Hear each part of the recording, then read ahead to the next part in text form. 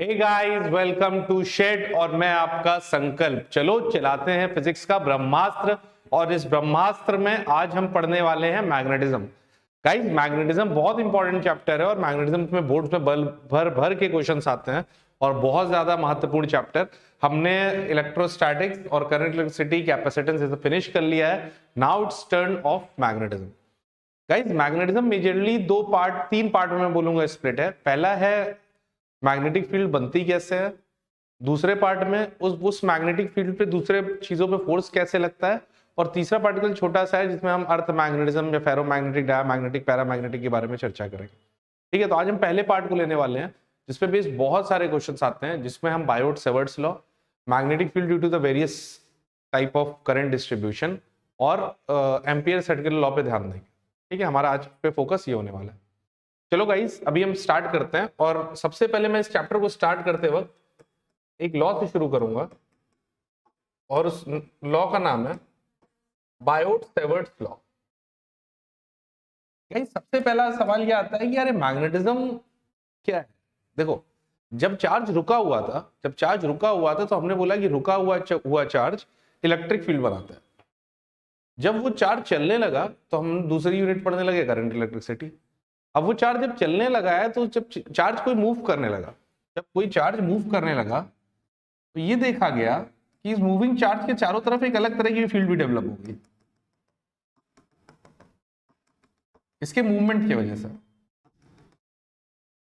And this field is called as magnetic field. और movement of charge को हम बोलते हैं करंट। तो मैं बोल सकता हूं कि करंट प्रोड्यूसेस मैग्नेटिक फील्ड।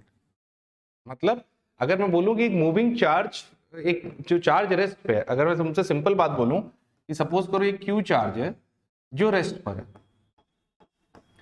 तो इससे आर दूरी पर एक पॉइंट पी है और एक क्यू चार्ज मोशन पे है और इससे आर दूरी पर एक पॉइंट पी है, तो बताओ यहां पे कौन कौन सी फील्ड होगी और वहां पे कौन कौन सी फील्ड होगी। तो सवाल है, यहां पे ये चार्ज रेस्ट पे है तो यहां पे होगी इलेक्ट्रिक फील्ड होगी और यहां पे मैग्नेटिक फील्ड होगी। लेकिन बहुत सारे बच्चे मिस कर जाते हैं गाइस, यहां पे मैग्नेटिक फील्ड के साथ साथ इलेक्ट्रिक फील्ड भी होगी। ठीक है, कोई रुका हुआ चार्ज अपने चारों तरफ इलेक्ट्रिक फील्ड बनाता है और जो मूव करता हुआ चार्ज होता है वो अपने चारों तरफ मैग्नेटिक फील्ड क्रिएट करता है। तो डोंट मिस इट। ठीक है, तो अगर मुझे सबसे पहला सवाल ये पूछा जाए कि बताओ मैग्नेटिक फील्ड कैसे बनती है, तो मेरा आंसर होगा magnetic field is produced by virtue of movement of charge. जब भी चार्ज मूव करेगा तो उसके चारों तरफ एक फील्ड बनेगी, एक एडिशनल फील्ड बनेगी इलेक्ट्रिक फील्ड के अलावा, and that field is called as magnetic field. ठीक है, अब जब इतनी ये बातें, हालांकि एक साइंटिस्ट थे, उनका नाम था ओर्स्टेड। ये बात उन साइंटिस्ट ने बताई कि यार उन्होंने ये चेक किया कि कोई भी करंट कैरिंग वायर अपने चारों तरफ मैग्नेटिक फील्ड बनाता है। बट एक साइंटिस्ट थे बायोट सेवर्ट्स, उन्होंने इस कोई भी करंट कैरिंग वायर की वजह से जो मैग्नेटिक फील्ड होती कितनी है उन्होंने ये बताया। ओर्स्टेड ने ये डिस्कवर किया कि कोई भी करंट कैरिंग लूप या कोई भी करंट कैरिंग वायर अपने चारों तरफ मैग्नेटिक फील्ड बनाता है। और जो हमारे साइंटिस्ट थे बायोट सेवर्ट्स, उन्होंने ये बताया कि वो मैग्नेटिक फील्ड कैसे कैलकुलेट करेंगे and how can we find out the magnetic field. तो गाइस, उसी कंटेक्स्ट में हम सबसे पहले पढ़ने जा रहे हैं बायोट सेवर्ट्स लॉ। और बायोट सेवर्ट्स ने क्या बताया इसको समझने की कोशिश करते हैं। सपोज करो मैंने तुमसे बोला कि करंट कैरिंग वायर है और उसमें आई करंट है, फ्लो हो रहा है। तो बायोट सेवर्ट्स ने जो मैग्नेटिक फील्ड का फॉर्मूला दिया ना, वो सबसे पहली बात है, वो फॉर्मूला पूरे वायर की वजह से नहीं दिया। उसने बोला कि हम छोटे करंट कैरिंग एलिमेंट की वजह से तुम्हें फॉर्मूला दे देंगे। तो जैसे ही हमको बताया गया कि हम, अच्छा आप छोटे करंट कैरिंग एलिमेंट की वजह से फॉर्मूला दे देंगे, ठीक है, हम आई एम ओके। अरे क्यों इतना खुश हो रहे हो, हम इंटीग्रेशन जानते हैं, हमें छोटे की करंट कैरिंग एलिमेंट की वजह से आप फॉर्मूला दे दो, हम by using the integration we can find out the magnetic field due to various charge distribution.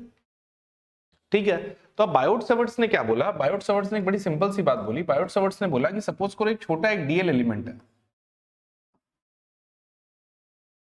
Current का एक छोटा डीएल एलिमेंट है और उससे आर दूरी पर एक पॉइंट पी है। ठीक है, तो पॉइंट पी पे जो मैग्नेटिक फील्ड होती है गाइस, वो होती है DB is equals to mu naught by 4 pi. ध्यान रख से सुनना, mu naught by 4 pi IDL sine theta by R square. एक छोटे करंट कैरिंग एलिमेंट की वजह से जो मैग्नेटिक फील्ड होती है वो होती है mu naught by 4 pi I DL sine theta by R square. यहां पे अगर मैं बात कर दूं तो म्यू नॉट बाय 4 पाई की वैल्यू, म्यू नॉट बाय 4 पाई की वैल्यू जो होती है वो होती है 10 की पावर -7। ठीक है, और यूनिट तो क्या होगी, मैग्नेटिक फील्ड यूनिट टेस्ला होती है, tesla metre square upon ampere metre, metre metre cancel, tesla metre upon ampere. ठीक है, this is the unit of mu naught by 4 pi. और ये जो म्यू नॉट टर्म है गाइस, इस म्यू नॉट को हम एक अलग नाम से बुलाते हैं। जैसे हमने इलेक्ट्रिक फील्ड में उसको परमिटिविटी बोला था, जैसे इलेक्ट्रिक फील्ड में हमने उसको परमिटिविटी बोला था, इसको हम बोलेंगे permeability of free space, permeability of free space. ठीक है, तो इसको प्लीज मिस नहीं करना, this is permeability of free space. ठीक है, अब गाइस ये आपको याद होना चाहिए कि बायोट-सावर्ट्स ने जो फॉर्मूला दिया वो छोटे करंट कैरिंग एलिमेंट की वजह से दिया, और जो फॉर्मूला होता है वो होता है mu naught by 4 pi ideal sine theta by R square. Sometimes आपको वेक्टर फॉर्म में भी इसकी जानकारी होना बहुत इंपॉर्टेंट है, और जो वेक्टर फॉर्म की में अगर मैं जानकारी की बात करूं तो मैं बोल सकता हूं dB is equals to ideal sine theta. अगर मैं इसको लिखूं तो मैं लिख सकता हूं mu naught by 4 pi I DL sine theta को मैं लिख सकता हूं dl cross r by mod r cube. In vector form, this could be written as like this. dB is equals to mu naught by 4 pi I dl cross r by mod r. ठीक है, ये हो गई एक छोटे current carrying element की वजह से मैग्नेटिक फील्ड निकालने का तरीका। अब एक चीज और हमें बहुत इंपॉर्टेंट है, ये डायरेक्शन का भी हमें ज्ञान होना चाहिए। तो how can we find out the direction of magnetic field, how can we find out the direction of magnetic field, तो इसके बारे में हम थोड़ी सी चर्चा करते हैं।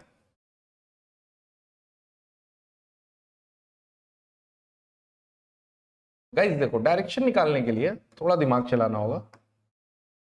मान लीजिए आई करंट कैरिंग वायर है, ठीक है, उससे मैं 2 पॉइंट कंसीडर कर रहा हूं, एक पॉइंट ए और एक पॉइंट बी, और मुझे डायरेक्शन निकालनी है। तो भाई देखो, सबके अपने अपने रूल होते हैं, सबके अपने अपने राम है, तो वैसे ही हमारी एक डायरेक्शन निकालने का भी एक तरीका, और जो मैं प्रिफर करता हूं that is right hand palm rule.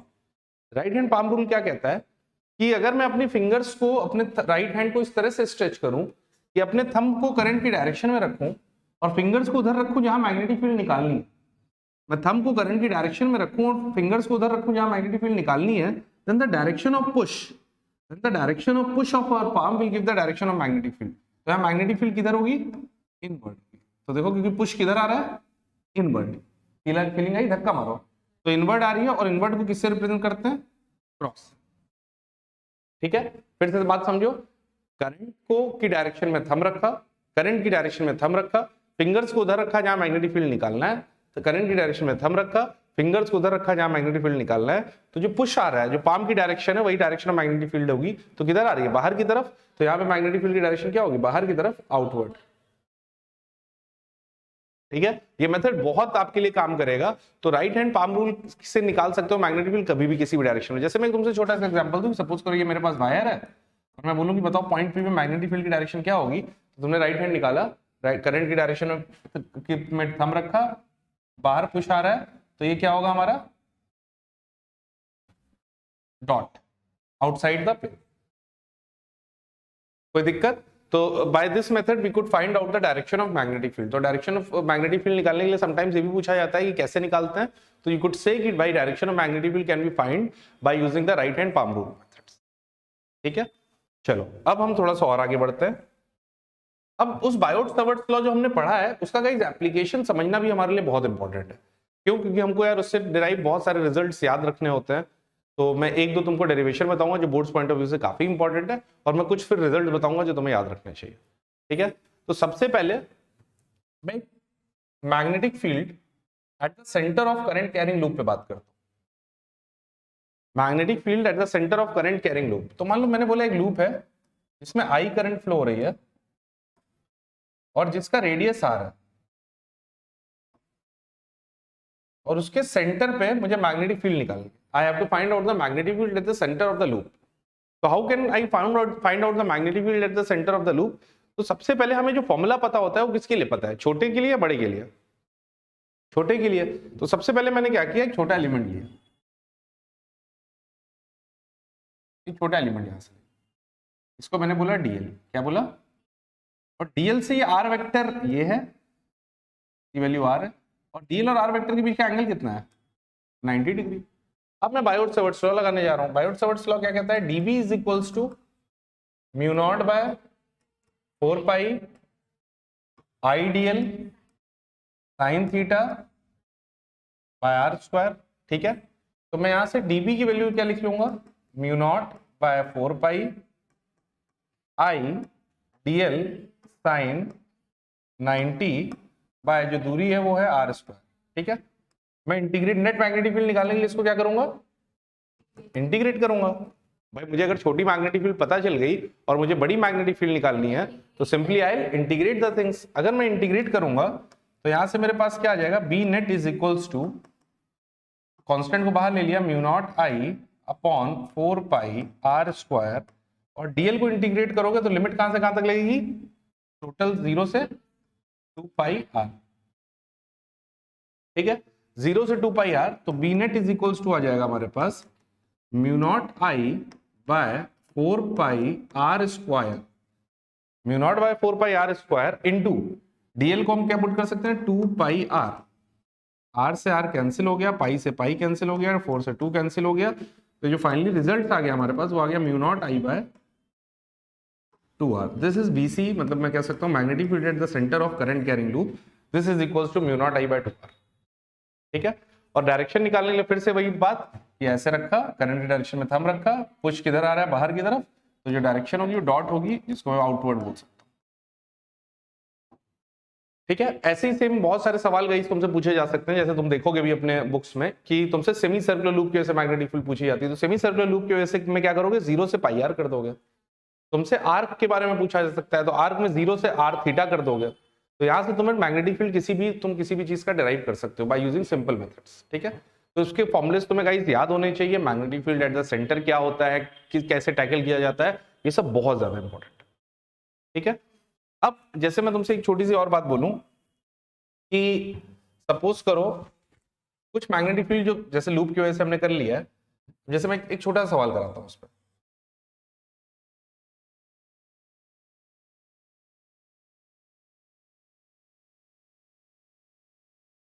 ये रेडियस ए है, ये रेडियस बी है। ठीक है गाइस, मैं कॉन्सेप्ट क्लियरिटी पे ध्यान दे रहा हूं, तो अगर कॉन्सेप्ट क्लियर नहीं है तो वीडियोस तुम्हारे लिए बहुत हेल्पफुल होने वाली हैं। तो गाइस ध्यान देखना, सारे कॉन्सेप्ट क्लियर हो जाएंगे अच्छे से। मान लो इसमें करंट ऐसे फ्लो हो रही है I1 और इसमें करंट ऐसे फ्लो हो रही है I2, और मुझसे कोई पूछ रहा है नेट मैग्नेटिक फील्ड एट सी निकालो। मुझसे कोई पूछ रहा है नेट मैग्नेटिक फील्ड एट सी निकालो, तो नेट मैग्नेटिक फील्ड एट सी मैं कैसे निकालूंगा? सबसे पहले भाई बी पे जो सी पे मैग्नेटिक फील्ड होगी वो इस लूप की वजह से भी होगी और इस लूप की वजह से होगी। तो मैं बोल सकता हूँ net magnetic field at C कैसे बोर्ड्स में लिखना है? Is equal to B due to loop 1, yes और no, plus B due to loop 2। Loop 1 के बारे में बात करूं तो लूप 1 की वजह से क्या होगा? अंदर की तरफ होगी, लूप 1 की वजह से अंदर की तरफ से होगी, कितनी होगी? म्यू नॉट आई 1 अपॉन 2r, 2r की जगह 2 है। ठीक है, और लूप 2 की वजह से बाहर की तरफ होगी। देखो करंट की डायरेक्शन, अगर ऐसे मैं करंट मान लूं तो करंट की डायरेक्शन में मैंने थंब रखा और फिंगर्स को उधर रखा जहां मैग्नेटिक फील्ड निकालना है, तो आउटवर्ड है, तो इसको माइनस, क्योंकि इनवर्ट को हमने प्लस में लिया है तो इसको मैंने माइनस में ले लिया, mu not I2 upon 2b। ठीक है, this is the magnetic field at the centre of current carrying loop. Clear हो गई बात? बिल्कुल इसको मिस नहीं करना guys, this is very very important. चलो अब कुछ छोटे छोटे रिजल्ट भी तुम्हें याद रखने चाहिए, जैसे फाइनाइट करंट कैरिंग वायर। मान लो इससे r दूरी पर एक पॉइंट पे और मैं तुमसे पूछूं कि मैग्नेटिक फील्ड निकालो, तो मैग्नेटिक फील्ड कैसे निकालोगे? ये फाइनाइट करंट कैरिंग वायर कौन होता है? जिनके दोनों एंड्स तुम्हें दिख रहे हो।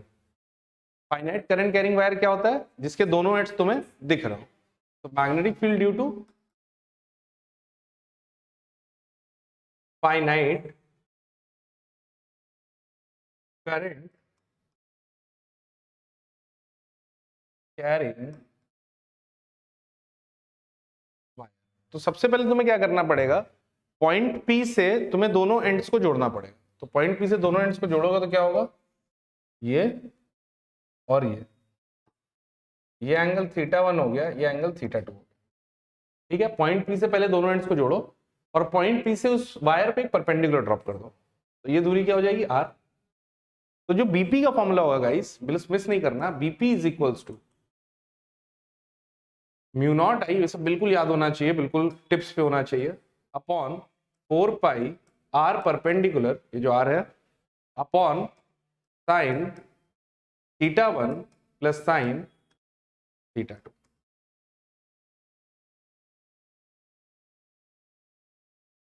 Mu naught I upon 4 pi r perpendicular sine θ1 plus sine θ2। अगर यही वायर सेमी इनफाइनाइट होता, अगर यही वायर सेमी इनफाइनाइट होता तो एक एंगल क्या हो जाता, 90। तो यहाँ पे एक आ जाता साइन 90, साइन 90 की वैल्यू होती 1, तो फॉर्मूला हो जाता 1 प्लस साइन θ2।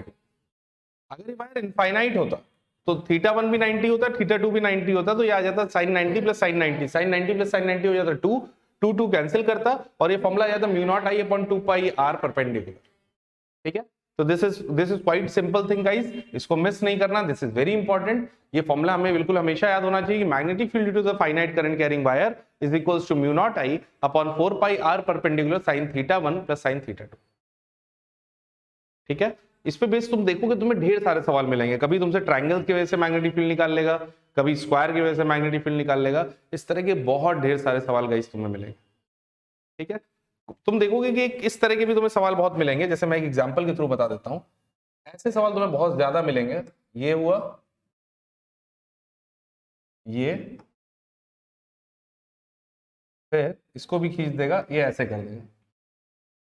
ठीक है, और ये बोलेगा कि आई करंट ऐसे जा रही है, आई करंट इसमें भी जाएगी और आई करंट इसमें भी जाएगी, और एक पॉइंट उसने लिया होगा यहाँ सेंटर पे, यहाँ से r दूरी पर, और तुमसे बोलेगा कि पॉइंट P में मैग्नेटिक फील्ड निकालो। तो ऐसे क्वेश्चन में गाइस बिल्कुल तुमको घबराना नहीं है, थोड़ा सा दिमाग का और विवेक का इस्तेमाल करना है।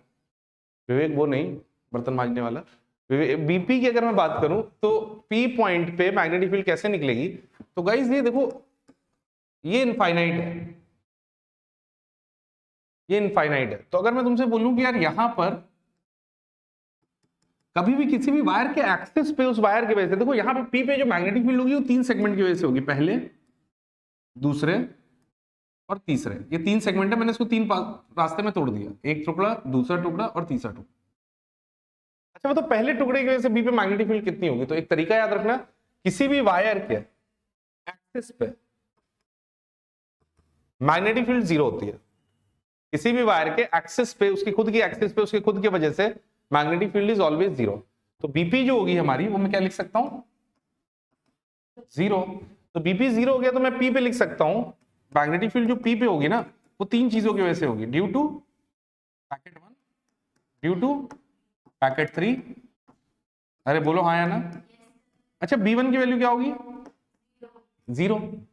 इसमें बात करूं मैं तो ये क्या है, सेमी सर्कुलर लूप, तो पूरे लूप की वजह से मैग्नेटिक फील्ड का फॉर्मूला होता था mu naught I by 2r, तो सेमी सर्कुलर लूप की वजह से होगा mu naught I bye 4r, और डायरेक्शन किधर होगी, अंदर की तरफ, mu naught I upon 4r, direction होगी अंदर की तरफ, प्लस तीसरे की वजह से क्या होगा गाइस, तीसरा देखो, ये this is the case of semi infinite wire, इसकी वजह से मैग्नेटिक फील्ड किधर होगी, अंदर की वजह से, इसके लिए भी अंदर की तरफ होगा, तो दोनों को डायरेक्टली जोड़ने के काम हो जाएगा।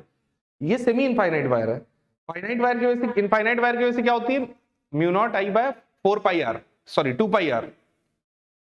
अच्छा चलो कोई नहीं, भूल जाओ फॉर्मूला। फाइनाइट होता तो मैंने क्या तरीका बताया था तुम लोग को, कि पहले पॉइंट P से दोनों एंड्स को जोड़ना है, बोलो हाँ या ना। तो एक एंड, एक परपेंडिकुलर ड्रॉप करनी है, फिर एक एंड को जोड़ोगे तो एक एंगल क्या हो जाएगा, 0 डिग्री, और एक एंगल कितना हो जाएगा, 90 डिग्री। तो सेमी इनफाइनाइट की वजह से जब फॉर्मूला लगाओगे तो फॉर्मूला क्या आएगा, B बराबर mu naught I upon 4 pi r sine 0 plus sine 90। Are you getting my point. तो यहां से हो जाएगा mu naught I upon 4 pi r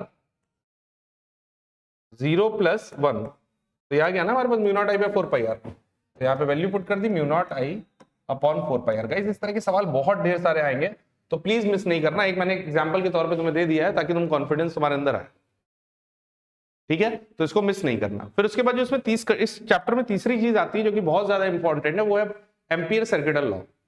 ampere circuital law, ampere, देखो यार एम्पियर सर्किटल लॉ कहता क्या है, what ampere circuital law signifies? Ampere circuital law कहता है कि किसी भी the line integral of magnetic field around any closed path is always equals to mu naught into I net. जैसे मैं सपोज करो मैंने ये वायर बना दिया,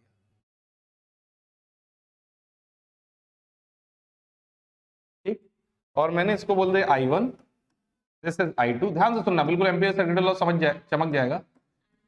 ये I, ठीक है? मैंने 4 वायर ले लिए, I1, I2, I3, I4, और यहां पे मैंने लूप्स बनाई, लूप 1,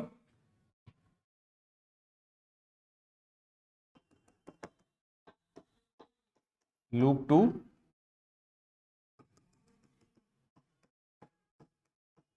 लूप 3, ठीक है?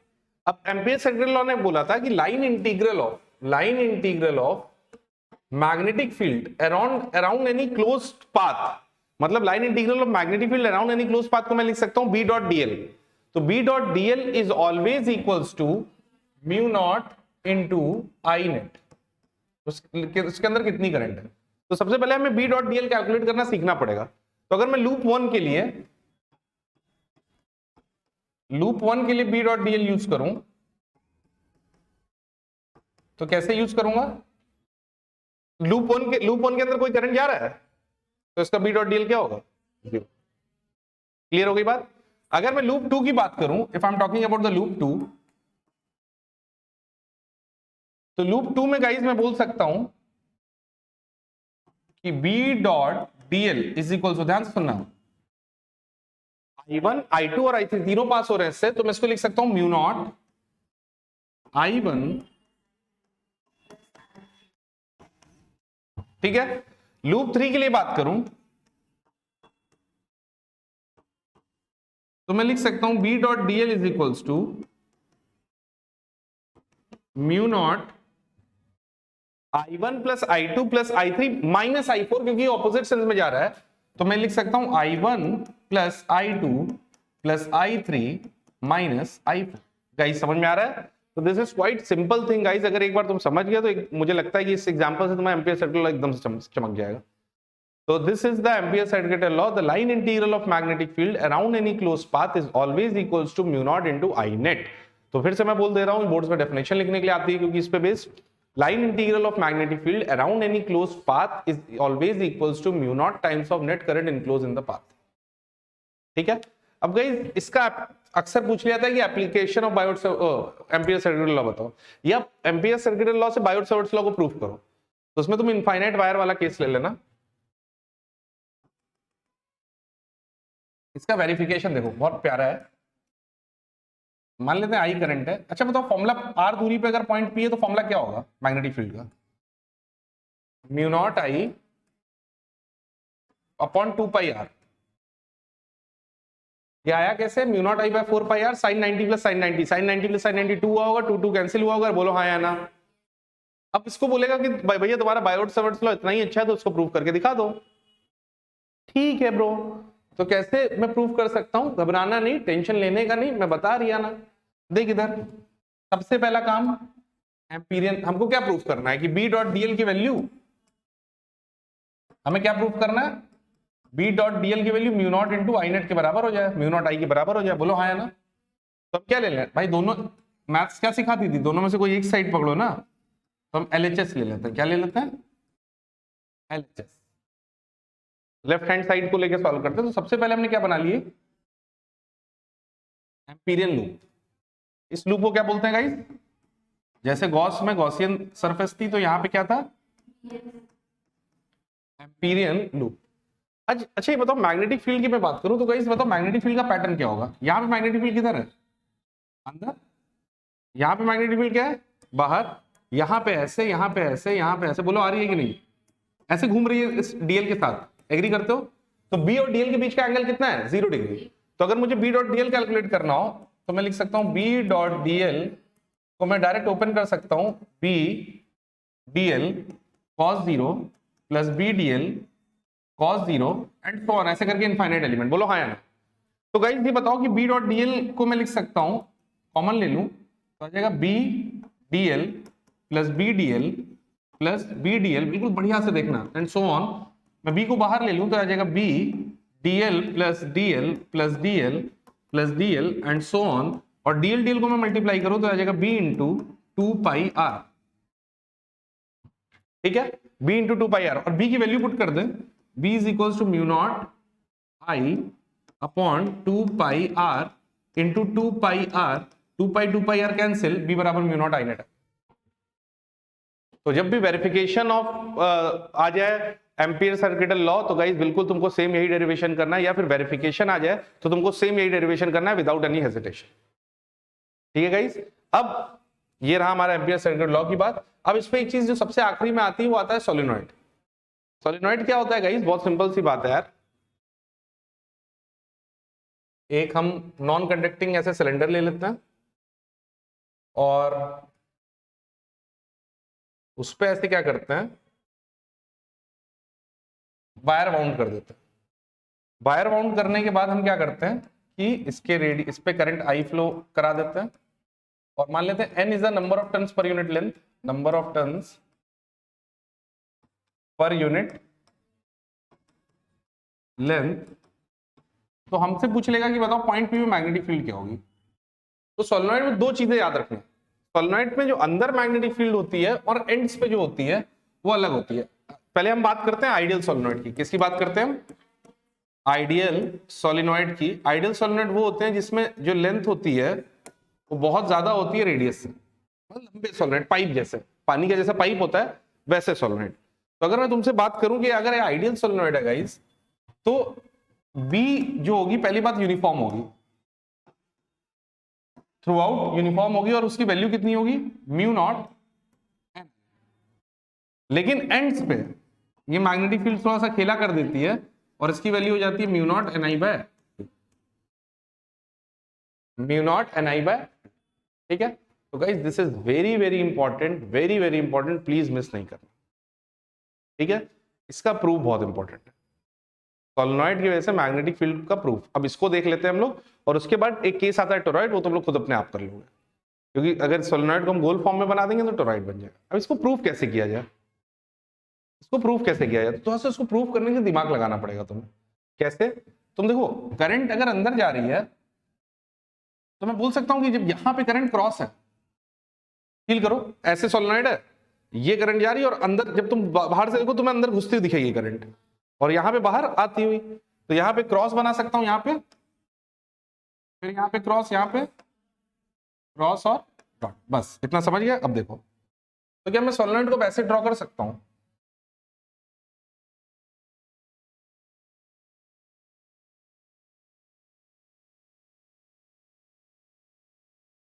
क्रॉस, हर क्रॉस के करस्पॉन्डिंग एट,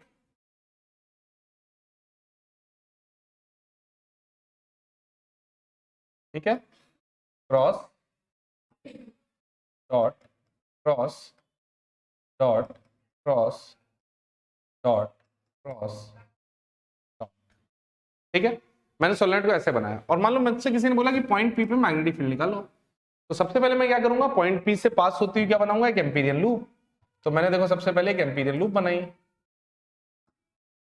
ऐसे ऐसे ऐसे ऐसे और ऐसे। ठीक है, हमें पता है कि मैग्नेटिक फील्ड, ये बताओ बाहर मुझे एम्पीरियल लूप बनानी है, तो मैं काम कर सकता हूं गाइस, क्या कि मुझे पता है बी की वैल्यू बाहर 0 होती है, बी की वैल्यू बाहर क्या होती है? 0। तो मैं ए बी सी और डी, इसकी लेंथ एल मान लेता हूं, इसकी लेंथ एल मान लेता हूं, इसकी लेंथ एल मान लेता हूं, इसकी लेंथ इधर, और मैग्नेटिक फील्ड की डायरेक्शन होगी किधर? इधर। ये आपको कैसे पता?